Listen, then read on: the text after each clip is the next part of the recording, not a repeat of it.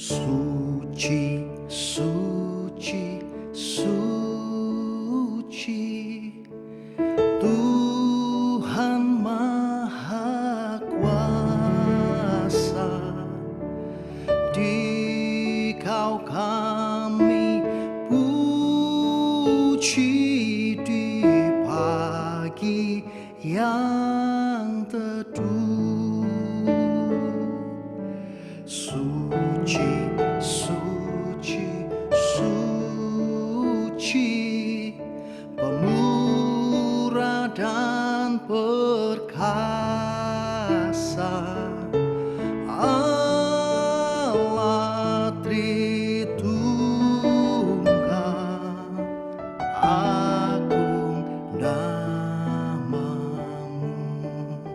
Segala pujian bagimu, segenap nafas muliakanmu.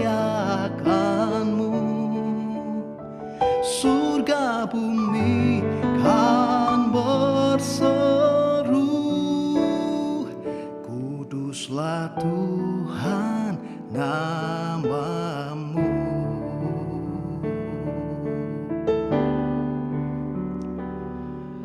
Suci, suci, suci, kaum kudus tersungkur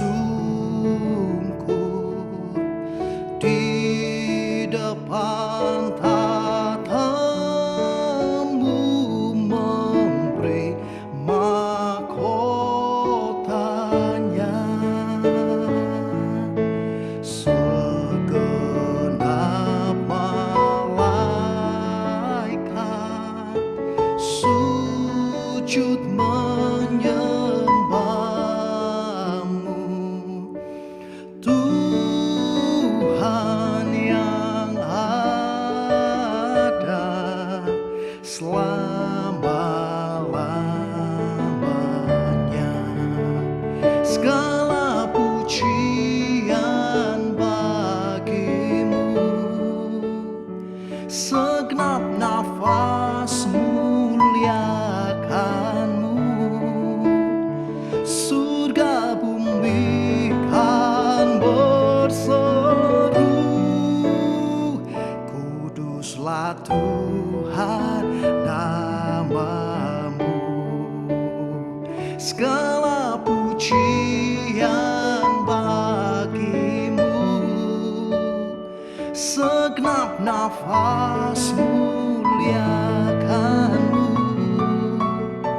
Surga bumi kan berseru, kuduslah Tuhan namamu.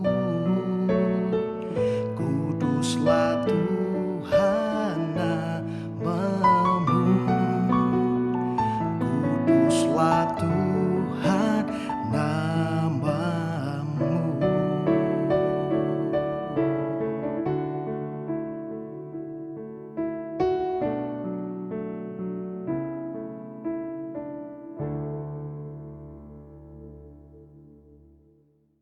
Shalom, Bethany Batam Community, puji Tuhan bertemu kembali di dalam acara kita Ibadah Tengah Minggu. Kita akan merenungkan firman Tuhan. Terlebih dahulu saya mengajak kita semua berdoa kepada Tuhan. Mari kita berdoa. Allah Bapa yang bertata dalam kerajaan surga, kami mengucap syukur buat penyertaan Tuhan di sepanjang hari ini, sehingga kembali kami boleh datang kepada Tuhan dalam ibadah kami, memuji dan menyembah Tuhan. Dan kini tiba saatnya bagi kami Tuhan, kami mau merenungkan firman Tuhan. Kiranya Tuhan memberkati setiap kami, mengurapi setiap kami, supaya kami boleh belajar bersama-sama akan kebenaran firman-Mu. Dan biarlah firman-Mu itu terus menjadi bekal bagi kami dalam menjalani hidup kami melayani Tuhan. Terima kasih, kami ucap syukur. Sekali lagi, urapi kami semua tanpa terkecuali, dan juga khususnya hamba-Mu. Kami bersyukur, kami siapkan hati kami, pikiran kami, untuk ditaburi oleh kebenaran firman-Mu. Dalam nama Tuhan Yesus kami berdoa, haleluya, amin. Bapak Ibu yang dikasihi oleh Tuhan Yesus Kristus, masa sukar adalah masa yang tidak disukai oleh siapapun, termasuk dalam golongan orang Kristen juga, seperti kita-kita. Mengapa masa sukar tidak disukai? Pertama, mungkin karena masa sukar dapat membuat banyak orang mengalami tekanan secara psikologis, bahkan bisa sangat hebat tekanan itu. Seperti dalam kisahnya Nabi Elia, karena tekanan dia merasa ingin mati, seperti itu. Lalu mungkin juga tekanan yang masa sukar dapat mengakibatkan kejatuhan, seperti dalam kisahnya Abraham. Nah, bentuk dari masa sukar itu beraneka macam, seperti sakit yang berkepanjangan, lalu krisis ekonomi yang kita tidak tahu kapan berakhirnya, seperti yang kita alami sekarang ini, bahkan dikatakan menuju kepada depresi ekonomi. Lalu ada bencana alam yang mengakibatkan kerusakan yang parah dan bahkan korban jiwa yang banyak. Atau juga peperangan yang memporak-porandakan sendi-sendi kehidupan dan lain sebagainya.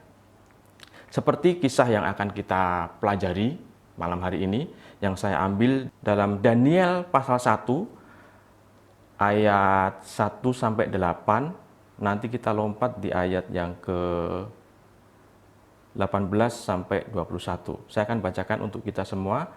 Daniel pasal 1, ayat 1-8 dan ayat 18-21. Demikian firman Tuhan. Di istana Babel, pada tahun yang ketiga pemerintahan Yoyakim, Raja Yehuda, datanglah Nebukadnezar, Raja Babel, ke Yerusalem, lalu mengepung kota itu. Tuhan menyerahkan Yoyakim, Raja Yehuda, dan sebagian dari perkakas-perkakas di rumah Allah ke dalam tangannya. Semuanya itu dibawa ke tanah Sinear, ke dalam rumah dewanya. Perkakas-perkakas itu dibawanya ke dalam perbendaharaan dewanya. Lalu Raja bertitah kepada Aspenas, kepala istananya, untuk membawa beberapa orang Israel yang berasal dari keturunan raja dan kaum bangsawan, yakni orang-orang muda yang tidak ada sesuatu celah, yang berperawakan baik, yang memahami berbagai-bagai hikmat, berpengetahuan banyak, dan yang mempunyai pengertian tentang ilmu, yakni orang-orang yang cakap untuk bekerja dalam istana raja, supaya mereka diajarkan tulisan dan bahasa orang Kasdim. Ayat kelima, dan raja menetapkan bagi mereka pelabur setiap hari dari santapan raja dan anggur yang biasa diminumnya. Mereka harus dididik selama 3 tahun dan sesudah itu mereka harus bekerja kepada raja. Di antara mereka itu ada juga beberapa orang Yehuda, yakni Daniel, Hananya, Misael, dan Asyarya. Pemimpin pegawai istana itu memberi nama lain kepada mereka. Daniel dinamai Beltsasar, Hananya dinamainya Sadrak, Misael dinamainya Mesak, dan Asyarya dinamainya Abednego. Daniel berketetapan untuk tidak menajiskan dirinya dengan santapan raja dan dengan anggur yang biasa diminum raja. Dimintanyalah kepada pemimpin pegawai istana itu supaya ia tidak usah menajiskan dirinya. Ayat 9 saya baca juga. Maka Allah mengaruniakan kepada Daniel kasih dan sayang dari pemimpin pegawai istana itu. Saya lompat di ayat yang ke-18. Dikatakan, setelah lewat waktu yang ditetapkan raja bahwa mereka sekalian harus dibawa menghadap, maka dibawalah mereka oleh pemimpin pegawai istana itu ke hadapan Nebukadnezar. Raja bercakap-cakap dengan mereka dan di antara mereka sekalian tidak didapati yang setara dengan Daniel, Hananya, Misael, dan Asyarya. Maka bekerjalah mereka itu pada raja dalam tiap-tiap hal yang memerlukan kebijaksanaan dan pengertian. Yang ditanyakan raja kepada mereka, didapatinya bahwa mereka 10 kali lebih cerdas dari semua orang yang berilmu dan semua ahli jampi di seluruh kerajaan. Daniel ada di sana sampai tahun pertama pemerintahan Kores. Amin. Bapak Ibu yang dikasihi Tuhan Yesus Kristus, kali ini tema renungan kita saya beri tema tetap setia di masa sukar. Kita akan belajar dari bagian ini, Bapak Ibu yang dikasihi Tuhan, seperti kisah yang baru saja kita baca dalam Daniel 1 tadi. Kita melihat bagaimana Allah memberi kemenangan kepada kerajaan Babel di bawah pimpinan Raja Nebukadnezar yang sedang menginvasi Yerusalem, sedang menyerang Yerusalem. Nebukadnezar ini seorang yang memiliki kedudukan tinggi, atau lebih tepatnya pemimpin tertinggi di Babel yang sangat ditakuti di seluruh negeri. Ada yang bilang seluruh dunia pada waktu itu mungkin. Nah, apabila ia menyerbu sebuah negeri, dikatakan pasti negeri itu bisa mereka taklukkan, bisa mereka kalahkan, bisa mereka kuasai. Begitu juga ketika Nebukadnezar datang ke Yerusalem, mengepung kota itu, lalu menaklukkan kerajaan Yerusalem, dan khususnya di Yehuda, yang dipimpin oleh Raja Yoyakim. Bapak Ibu yang dikasihi Tuhan, kita sebagai orang percaya yang mengasihi Tuhan, seringkali bertanya-tanya dan kecewa ketika melihat gereja mengalami penganiayaan. Ada beberapa gereja yang harus tutup karena alasan finansial. Seperti salah satu gereja di luar negeri itu mengalami tutup gitu ya Bapak Ibu, karena alasan finansial, karena kosnya tinggi biayanya. Nah, dan kita juga tidak tahu mengapa Tuhan mengizinkan gerejanya mengalami masa-masa sukar. Seperti yang kita baca tadi, kalau kita perhatikan, orang-orang di zaman Daniel, di kerajaan Yehuda, Raja Nebukadnezar menyerang, lalu menaklukkan Yerusalem, menaklukkan Yehuda, kemudian perkakas-perkakas yang ada di rumah Allah dibawa ke negeri Babel dan dimasukkan ke perbendaharaan dewa-dewa mereka di negeri Babel. Bapak Ibu yang dikasihi Tuhan, ketika kita melihat hal ini, kita sudah baca kisahnya, seharusnya kita memiliki kepercayaan bahwa dalam situasi seperti ini pun, ingatlah bahwa Allah masih tetap pegang kendali. Kita harus percaya bahwa Allah masih tetap memegang kendali dan Allah memelihara semua orang yang percaya dan berharap kepadanya. Dalam kisah Daniel ini, kita bisa melihat bagaimana tangan Tuhan memelihara umatnya yang percaya kepadanya dan yang menaruh pengharapan kepadanya. Dan kalau kita perhatikan tadi Bapak Ibu, bukan hanya perkakas di bait Allah yang diambil. Di pasal 3 kita melihat bahwa orang-orang muda dari Yehuda yang dikalahkan kerajaannya oleh Nebukadnezar dibawa juga ke Babel. Jadi Raja Nebukadnezar memerintahkan kepada Aspenas, kepala istananya, untuk memilih beberapa orang Israel yang terbaik dari keturunan raja, keturunan bangsawan. Tujuannya mereka akan dididik dengan bahasa orang Kasdim, dengan tulisan orang Kasdim, budaya orang Kasdim, dan setelah itu mereka akan diperbantukan di dalam sistem pemerintahan kerajaan. Jadi mereka yang dibawa ini orang-orang muda, kira-kira umur 15-20 tahun. Berperawakan baik, punya pengetahuan yang banyak dan pengertian tentang ilmu. Nah, dari antara mereka ada Daniel, Hananya, Misael, dan Asaria. Di sini kita bisa melihat kelihatannya Daniel itu dari keturunan bangsawan, masih remaja, seorang yang cakap, berperawakan bagus, dan punya kecerdasan yang luar biasa. Dan kelihatannya Daniel juga punya masa depan yang baik. Namun tiba-tiba Bapak Ibu, dalam satu malam, posisinya berubah. Dari orang yang biasa dilayani, sekarang dia harus berada di negeri buangan Babel, menjadi orang buangan. Ini sungguh situasi yang tidak baik. Ada masa-masa sulit yang harus dihadapi. Mereka dipisahkan dari keluarga, dari kaumnya, dan kelihatannya Nebukadnezar berusaha, dalam tanda kutip, menghapus atau menghilangkan identitas Daniel beserta orang-orang muda yang lain. Mereka dilucuti.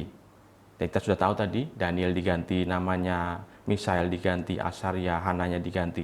Nah, inilah cara Raja Babel berusaha mengubah kesetiaan religius pemuda-pemuda dari Yehuda tadi, yang tadinya berpusat kepada Allah, diharapkan dengan digantinya itu, mereka bisa berganti berpusat kepada dewa-dewa Babel.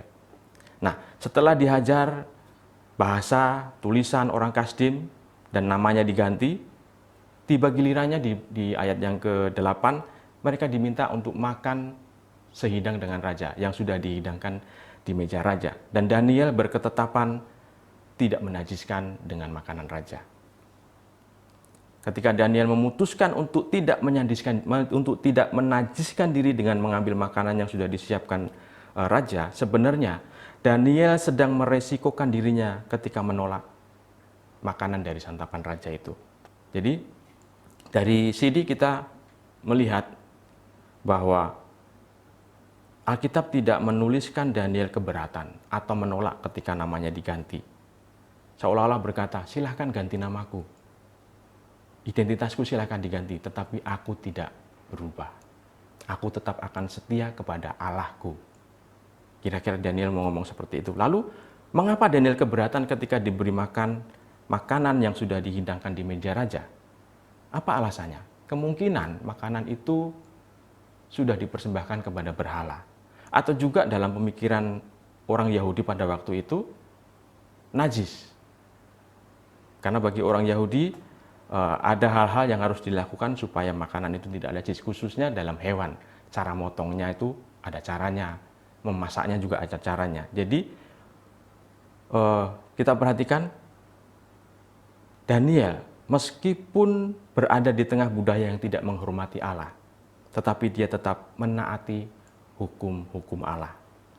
Perhatikan Bapak Ibu, meskipun orang-orang Babel, bangsa Babel, berusaha mengubah cara berpikir mereka dengan memberi pendidikan ala Babel, lalu budaya, lalu juga gaya hidup. Tetapi perhatikan, iman yang sejati yang datang dari Allah tetap tak tergoyahkan. Dan Daniel bersama teman-temannya tetap belajar sebaik mungkin, supaya nanti bisa bekerja di kerajaan Babel dengan sebaik mungkin. Karena itu, sekalipun Daniel belajar, tapi dia tetap belajar budaya yang baru, maksud saya Bapak Ibu, tapi dia tetap berpusat kepada Allah. Karena itu, budaya yang baru seharusnya tidak perlu menjadi musuh Allah, apalagi kalau budaya itu tidak melanggar kesucian firman Tuhan.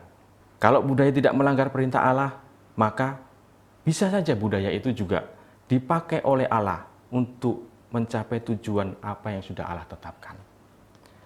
Karena itu, pelajarannya Bapak Ibu yang pertama, bagaimana supaya kita bisa tetap setia di masa sukar. Saya kasih poin pertama di sini, kita diminta untuk memiliki sikap tidak kompromi. Kalau kita baca di ayat 8 tadi, Daniel berketetapan untuk tidak menajiskan diri. Mungkin Daniel terputus dengan hubungan dengan bangsa dan keluarga. Bahkan Allahnya jauh. Jaraknya dari Babel ke Yerusalem kira-kira 500 mil. Itu cukup jauh Bapak Ibu. Tetapi Daniel berpegang teguh dengan imannya. Kemungkinan besar didapatkan dari didikan orang tuanya. Karena di dalam kitab Ulangan juga mencatat, kamu harus mengajarkannya, baik engkau duduk, makan, berdiri, berjalan, diajarkan. Tradisi oral Bapak Ibu. Dan kemungkinan orang tua Daniel mengajarkan hal-hal yang kerohanian dengan baik kepada Daniel. Dan Daniel pun punya pengenalan yang baik akan Allah. Mungkin dia jauh dari Allah, karena jauh dari Yerusalem, yang dalam tanda kutip merupakan pusat kehadiran Allah di sana. Tetapi Alkitab mencatat di pasal 6 Bapak Ibu, Daniel tetap melakukan kegiatan ibadahnya sekalipun di negeri buangan. Perhatikan, Daniel lahir dan menjalani masa kecilnya di Israel yang sedang mengalami kerusakan secara moralitas. Lalu di masa remajanya menjadi tawanan di negeri Babel, negeri yang tidak menghormati Allah. Tetapi itu tidak menjadi alasan bagi Daniel dan teman-temannya untuk ikut-ikutan berbuat dosa. Iman yang sekali lagi Bapak Ibu, iman yang sejati, yang dari Tuhan, tidak akan runtuh ataupun goyah ketika keadaan sekitar, lingkungan sekitar berubah menjadi bobrok. Jadi, milikilah sikap tidak kompromi dengan dosa. Itu pelajaran pertama Bapak Ibu. Lalu pelajaran yang kedua, sebagai anak-anak Tuhan, ketika mengalami krisis, ketika mengalami masa-masa sulit, tetaplah berintegritas. Kalau kita baca di ayat yang ke-19, Bapak Ibu, saya akan bacakan. Raja bercakap-cakap dengan mereka, dan di antara mereka sekalian itu tidak didapati yang setara dengan Daniel, Hananya, Misael, dan Azaria. Maka bekerjalah mereka itu pada raja. Bapak Ibu yang dikasihi Tuhan, meskipun awalnya permintaan Daniel waktu disuguhkan makanan dan minuman, dia hanya meminta sayuran dan juga air yang bisa diminum, itu telah meluluhkan pegawai istana yang melayani Daniel dan kawan-kawannya, sehingga akhirnya dia mau mengikuti permintaan Daniel untuk tidak menajiskan dirinya. Meskipun pegawai istana itu sempat mengemukakan kekhawatiran akan dianggap bersalah oleh karena perbuatan itu, tetapi Allah tidak mencelakakan mereka. Ada dua godaan yang dapat dialami ketika kita memutuskan untuk hidup sepenuhnya bagi Allah dan berintegritas. Yang pertama, godaan bisa datang dari diri sendiri, diri kita masing-masing Bapak Ibu, untuk memuaskan keinginan daging. Dan godaan itu cukup nyata bagi Daniel pada waktu itu. Disodorkan makanan yang enak, yang mewah, tapi najis, menurut hukum Taurat, dan Daniel berketetapan memilih makanan atau menyantap hanya sayuran dan air putih. Yang kedua, godaannya kenikmatan yang ditawarkan dunia. Kalau kita perhatikan tadi di ayat yang ke-19 ya, Daniel bekerja di lingkungan istana. Itu berarti Daniel masuk dalam lingkaran kekuasaan. Intinya, sepertinya Daniel punya kuasa di sana. Karena hanya beberapa orang yang menjadi seperti Daniel, seperti itu posisinya. Dalam arti ini, Daniel dan kawan-kawan memiliki hak istimewa tertentu untuk menikmati kekuasaan. Itulah godaan duniawi. Tetapi Daniel dan kawan-kawan menolak hal itu.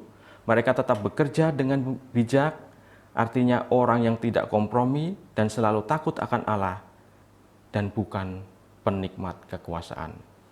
Tentu hal ini berbeda dengan watak politik yang terjadi sekarang ini. Kalau kita perhatikan para penguasa yang kita lihat sekarang ini, ketika mereka mendapat tampuk kekuasaan, banyak dari mereka yang menyalahgunakan kekuasaan begitu rupa.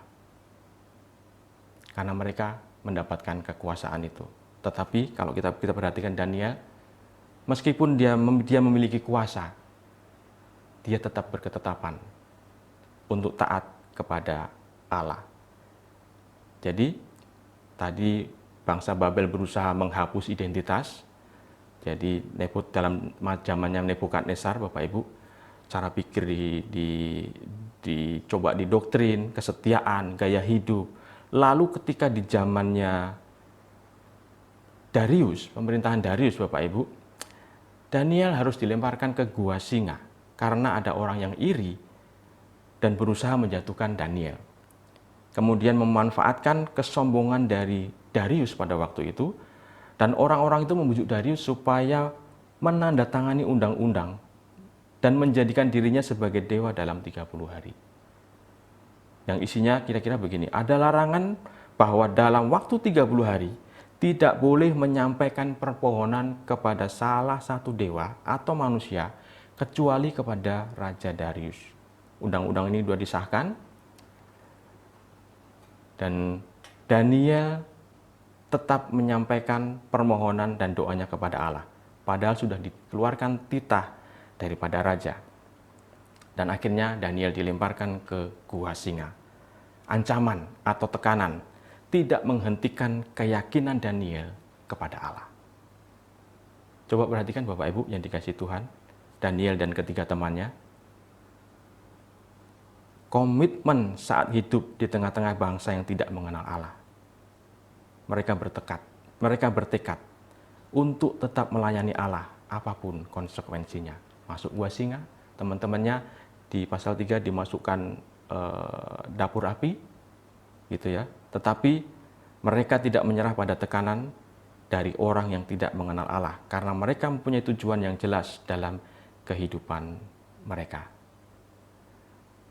Bapak Ibu yang dikasihi oleh Tuhan Yesus Kristus, sebagai anak-anak Tuhan, Daniel, Hananya, Misael, dan Azaria adalah contoh bagi umat Tuhan. Meskipun berada di pembuangan, tetapi iman mereka tetap berpaut kepada Allah yang hidup. Dimanapun mereka ditempatkan, dimanapun Daniel ada, dia tidak larut dengan dunia, tetapi justru mewarnai dunia. Demikian juga seharusnya kita sebagai anak-anak Tuhan, dimanapun kita berada, milikilah integritas dan juga jangan kompromi terhadap dosa. Daniel tidak kompromi dan punya integritas. Dari pasal 1 zamannya Nebukadnezar sampai pasal 6 zamannya Darius, kurang lebih jaraknya 60 tahun. Lalu Daniel dimasukkan gua singa.